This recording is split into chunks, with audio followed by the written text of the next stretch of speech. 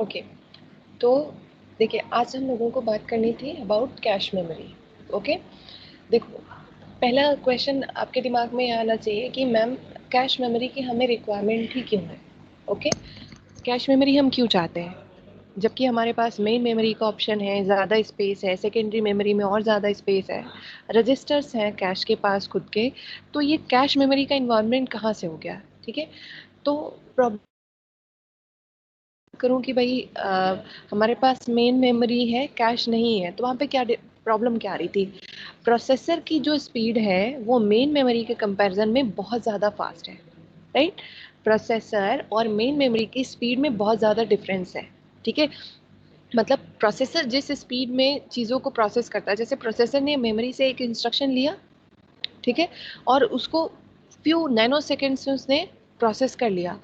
देखो प्रोसेसर फिर से मेन मेमोरी के पास जाएगा, उससे जब कोई नेक्स्ट इंस्ट्रक्शन चाहिए होगा, तो क्योंकि मेन मेमोरी जो है प्रोसेसर के कंपैरिजन में बहुत स्लो है, तो वो उसकी स्पीड में मिसमैच आ रहा है। प्रोसेसर और मेन मेमोरी की जो स्पीड है वो मिसमैच हो रही है। मिसमैच इन सेंस कि जो जिस स्पीड में प्रोसेसर चीज़ों को प्रोसेस कर रहा है, उस स्पीड में मेन मेमोरी से उसे इंस्ट्रक्शन नहीं मिल पा रहे हैं। इससे क्या होगा कि परफॉर्मेंस जो है डिग्रेड हो जाएगी। देखो देख सकते हैं कि processor is much faster than main memory, and as a result processor has to spend much of its time waiting while instruction and data are being fetched from main memory। ठीक है, तो इंस्ट्रक्शन तो देखो कभी भी अगर data को fetch को सॉरी कैश को कोई ऑपरेशन परफॉर्म करना है तो पहले ही उस इंस्ट्रक्शन को डेटा को फेच करेगा।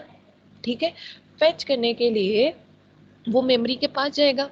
अब मेमोरी की स्पीड स्लो है, तो जो है प्रोसेसर को जो WMFC सिग्नल आप जानते हैं, वेट करना पड़ता है प्रोसेसर को कि मेमोरी से उसे डेटा मिले तब वो आगे बढ़े। तो प्रॉब्लम ये आएगी तक वेट करना पड़ेगा। ठीक है, and this is major obstacle towards achieving good performance.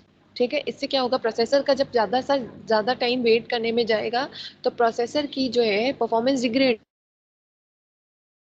की परफॉर्मेंस तभी अच्छी हो सकती है जब आप प्रोसेसर को हमेशा बिजी रखें, प्रोसेसर कभी वेटिंग स्टेट में ना जाए।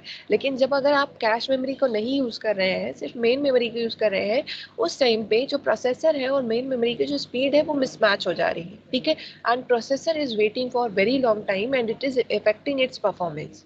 ठीक है, ठीक है, अब अगर आपके दिमाग में ये बात है कि मैम हम प्रोसेसर की जो स्पीड है, सॉरी मेन मेमोरी की जो स्पीड है इसको बढ़ा भी तो सकते हैं, कुछ ऐसी टेक्निक यूज़ करें कि मेन मेमोरी की स्पीड को हम इन्हांस कर दें, तो उस पर भी कुछ लिमिटेशन है।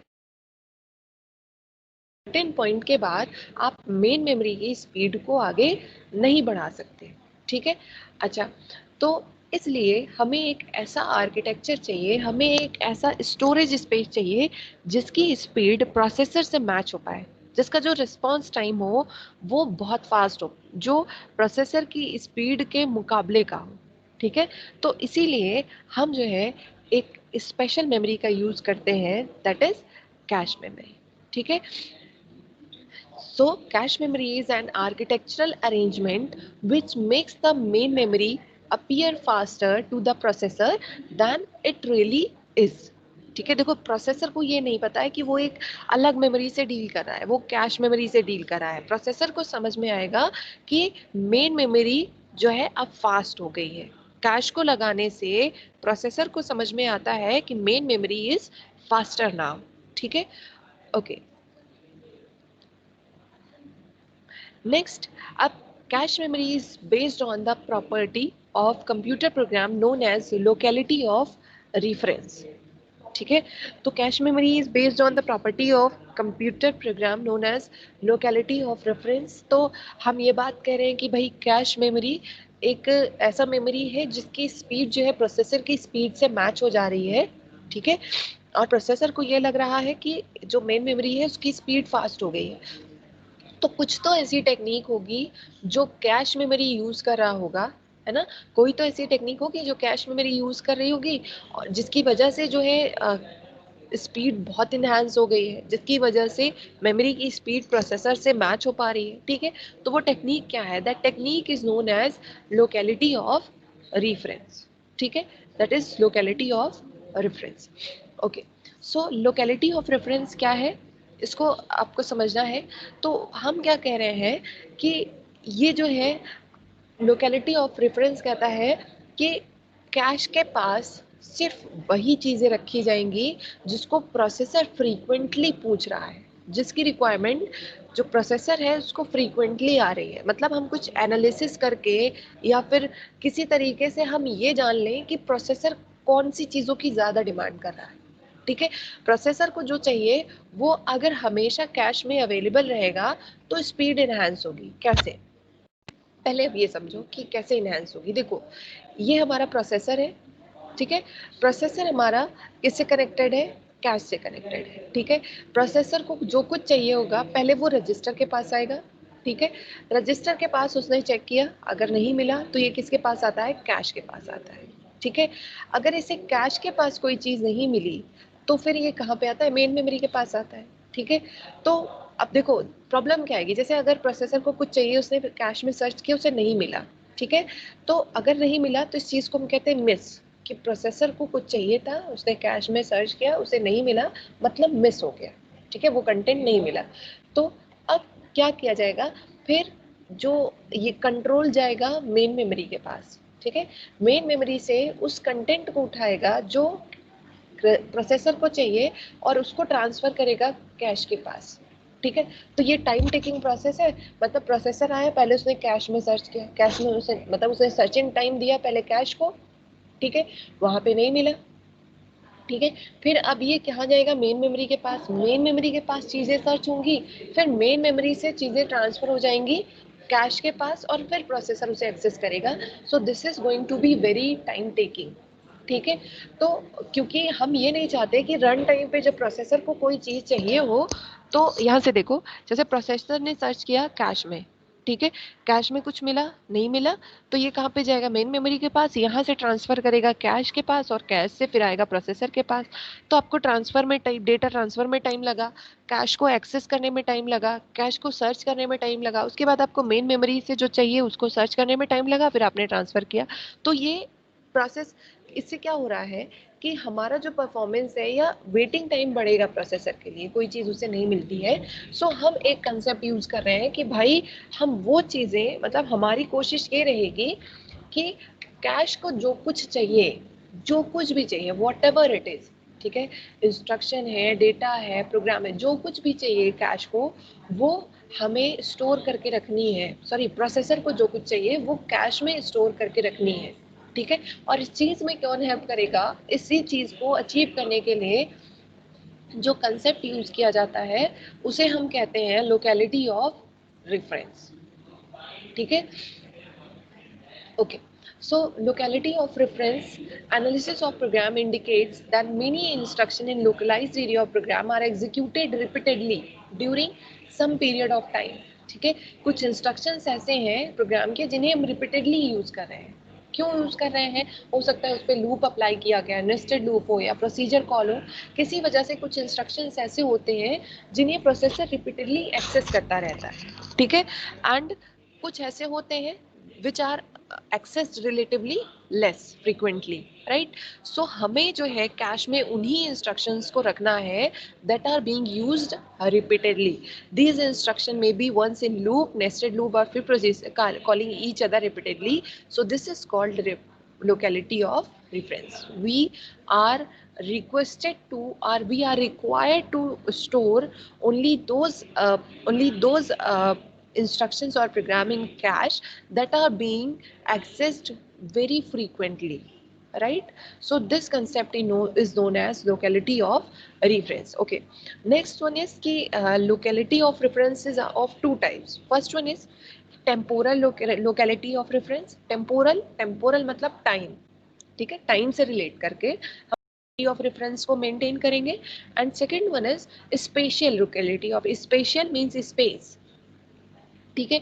स्पेस का मतलब कि स्टोरेज एरिया, ठीक है, उसका स्पेस, स्पेस के बेसिस पे लोकेलिटी ऑफ रेफरेंस। तो हम दो तरीके से लोकेलिटी ऑफ रेफरेंस को इम्प्लीमेंट करते हैं, या दो तरीके के लोकेलिटी ऑफ रेफरेंस को यूज करते हैं। First one is temporal and another one is spatial, right. तो टेम्पोरल लोकेलिटी ऑफ रेफरेंस क्या होता है कि हम उन इंस्ट्रक्शन को, recently executed instruction is likely to be executed again very soon. ठीक है, कुछ इंस्ट्रक्शन ऐसे होते हैं जिन्हें एग्जीक्यूट किया गया है और चांसेस हैं कि उन्हें फ्रीक्वेंटली यूज किया जाएगा, उन्हें फिर से यूज करने की जरूरत पड़ सकती है, तो हम उन इंस्ट्रक्शन को कैश में रखेंगे। ठीक है, टाइम के बेसिस पे हम उन्हें कैश में रखेंगे। ठीक है, next one is spatial locality of reference. तो उसके लिए एक let me show you in my notes. Okay, so इसको एग्जांपल से ज़्यादा बेहतर समझा पाएंगे, इसलिए हम इसको यूज़ कर रहे हैं। वन सेकेंड, हम कह रहे हैं special locality of reference. Okay, special locality of reference, देखो यहाँ पे ये मेरा मेन मेमोरी है। ठीक है, सपोज मैं इसको थोड़ा सा बड़ा सा ड्रॉ कर लेती हूँ। मेन मेमोरी है, इसमें कई सारे लोकेशंस हैं। ठीक है, आपने कोई सी का प्रोग्राम लिखा है, तो वो प्रोग्राम जो है किस कंप्यूटर के थ्रू इंस्ट्रक्शन के फॉर्म में अंडरस्टूड किया जाता है। ठीक है, समझाने के लिए भी हम बात करें तो सपोज फर्स्ट लोकेशन पे इंस्ट्रक्शन 1 है, सेकंड पे इंस्ट्रक्शन 2 है, इंस्ट्रक्शन 3 है, 4 है, 5 है, 6। ये 6 इंस्ट्रक्शन जो मेन मेमोरी में स्टोर्ड है, ये मिल के एक प्रोग्राम को फॉर्म कर रहे हैं। ठीक है, आई रिपीट, मेन मेमोरी में I1 से लेके I6 ये इंस्ट्रक्शन सेट ऑफ इंस्ट्रक्शंस हैं which are forming a program. ठीक है, तो अगर प्रोसेसर रिक्वेस्ट करता है I1 को, ठीक है, अगर I1 को रिक्वेस्ट कर रहा है, मतलब इस प्रोग्राम को एग्जीक्यूट करना अगर शुरू कर रहा है प्रोसेसर, तो इसका मतलब अगली बार उसे I2 की जरूरत पड़ेगी। भाई, अगर आप मेन फंक्शन पे आए हो तो लाइन बाय लाइन पूरे प्रोग्राम को एग्जीक्यूट करोगे। ठीक है, तो आपको सीक्वेंशियली एग्जीक्यूट करना है। तो आप इतना देखो, इतना तो समझ सकते हैं ना कि I1 I2 I3 up to I6 ये अगर एक प्रोग्राम का पार्ट है और प्रोसेसर जो है I1 को एक्सेस कर रहा है, इसका मतलब अगली बार जब ये I1 को एक्सेस कर लेगा उसके बाद इसे I2 की जरूरत पड़ेगी, फिर I3 I4 I5 I6। ठीक है, और ये कंटिन्यूअस मेमोरी लोकेशन पे स्टोर्ड है। ठीक है, तो बार बार जैसे अब कैश ने कहा कि मुझे I1 चाहिए, सॉरी प्रोसेसर ने कहा मुझे I1 चाहिए। ठीक है, कैश में ये नहीं है, हम मेन मेमोरी के पास गए। ठीक है, तो अगर मुझे ये पता है कि ये आपस में रिलेटेड है, सपोज हमने इसे I1 को उठाया, कैश में रखा। ठीक, प्रोसेसर अब अगली बार I2 को डिमांड करेगा, फिर आप कैश के पास जाओगे, फिर कैश में नहीं मिलेगा तो आप मेन मेमोरी के पास जाओगे, फिर यहाँ से I2 को ट्रांसफर करोगे। This is going to be very hectic and time taking and performance will degrade. ठीक है, तो हम क्या करें, जैसे प्रोसेसर ने कहा मुझे I1 चाहिए और मुझे पता है कि ये जो I1 टू I6 एक प्रोग्राम का पार्ट है, अगर I1 एग्जीक्यूट हो रहा है इसका मतलब अब I2 I3 I4 इन सबको एग्जीक्यूट करना होगा। तो हम जब मेन मेमोरी से I1 के साथ इस पूरे मेमोरी ब्लॉक को I1 टू I6 इस पूरे को उठा के लाके कैश में रख देंगे। ठीक है, क्यों रख देंगे, क्योंकि हम जानते हैं कि ये प्रोग्राम का पार्ट है, या फिर अगर प्रोसेसर I1 को एग्जीक्यूट कर रहा है तो कंटिन्यूअस लोकेशन पे जो इंस्ट्रक्शन है वो आपस में रिलेटेड हो सकते हैं। तो एक फिक्स अमाउंट ऑफ स्पेस का जो डेटा है हम उसे उठा के कैश के पास रख देंगे, ताकि जो प्रोसेसर है जब भी वो कैश के पास आए उसे जो चीज़ चाहिए वो कैश में ही मिल जाए, उसे मेन मेमोरी तक ना जाना पड़े। ठीक है, तो इस कंसेप्ट को हम कहते हैं स्पेशियल लोकेलिटी ऑफ रेफरेंस। ठीक है, अब इसको डिफाइन कैसे किया जा रहा है, instruction with addresses close to a recently executed instructions are likely to be executed soon that could be related to each other or that may be part of a single program।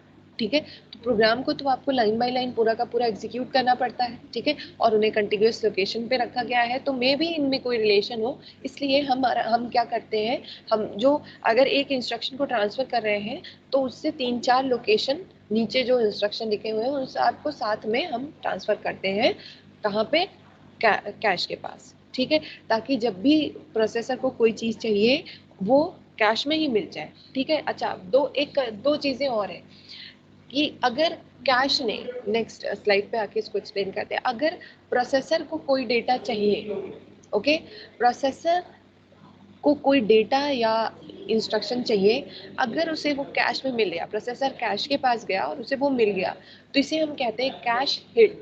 क्या कहते हैं, cache hit. लिख के बताऊं, cache hit. ठीक है, मतलब कोई भी डेटा प्रोसेसर को चाहिए ठीक है, और वो जो है कैश में मिल गया, ठीक है, तो इसे हम कहते हैं कैश। अगर वो नहीं मिला तो उसे हम कहते हैं कैश मिस।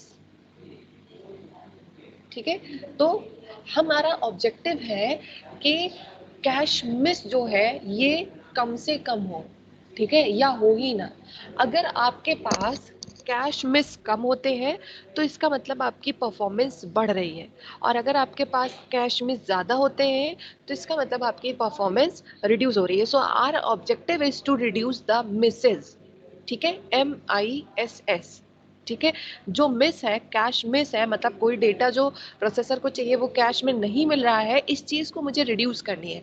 और इस चीज़ को इम्प्लीमेंट करने का जो फर्स्ट अप्रोच था that is locality of reference. ठीक है, and next approach is, next one is cash mapping. So cache hit क्या होता है कि अगर आपको कोई डेटा चाहिए प्रोसेसर को, ठीक है, और अगर वो कैश में मिल जाता है दैट इज कैश हिट, और अगर वो डेटा, कोई डेटा चाहिए प्रोसेसर को, अगर वो नहीं मिल रहा है दैट इज कैश मिस। ठीक है, तो अब नेक्स्ट हम आते हैं मैपिंग फंक्शन की बात करते हैं। ठीक है, तो यहाँ तक किसी को कोई डाउट है?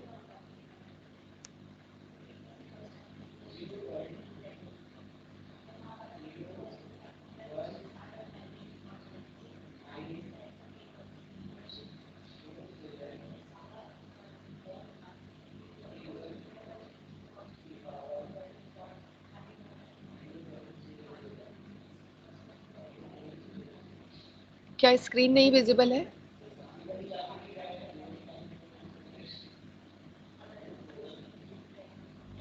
यहाँ तक किसी को कोई दिक्कत? सिर्फ शुभम को विजिबल नहीं है। शुभम देखो तुम्हारे पास क्या समस्या है, सभी को विजिबल है, ठीक?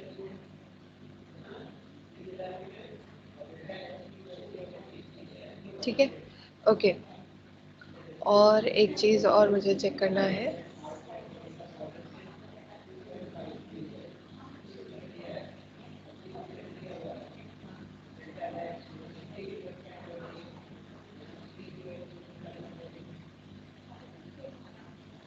अभी जब मैंने क्लास स्टार्ट की तो एक मैसेज आया था, ज़रा उसका जवाब दे दें, कहाँ है ये? हाँ, सुयश ने मैसेज किया था, ma'am please share the notes of 1D 2D RAM PDF। ये बताओ, नोट सिर्फ मांगते ही हो या पढ़ते भी हो? ये तुम्हारा मैसेज क्लियर कर रहा है कि बस तुम बोलते हो ये नोट्स दे दीजिए, वो नोट्स दे दीजिए, पढ़ते लिखते कुछ नहीं हो। रीजन बता दो, नोट्स ऑलरेडी आपके टीम्स में शेयर्ड है, ठीक है। अगर आपने ये चेक किया होता कि कौन कौन सी नोट्स शेयर्ड है, लेट मी शो यू, तो तुम्हें पता होता कि ये नोट्स ऑलरेडी आपको मैंने शेयर कर रखी है। You can see chapter 5 the memory system, ठीक है, और इसके अलावा यूनिट 4, अच्छा वो वाला चैप्टर 5 मेमोरी सिस्टम इसमें नहीं है।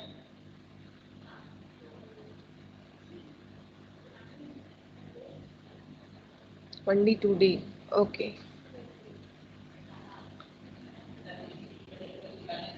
मैंने शेयर किया था, शायद गलती से रह गया हो।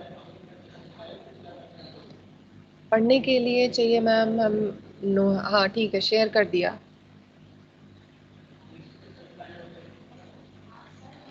अभी तक जितनी चीज़ें पढ़ाई हैं,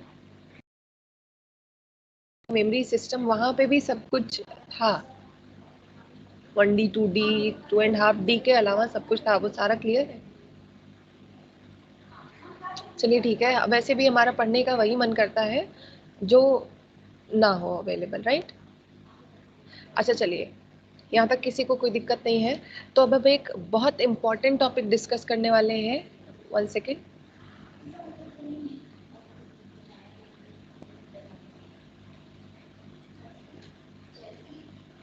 एक सेकेंड रुको।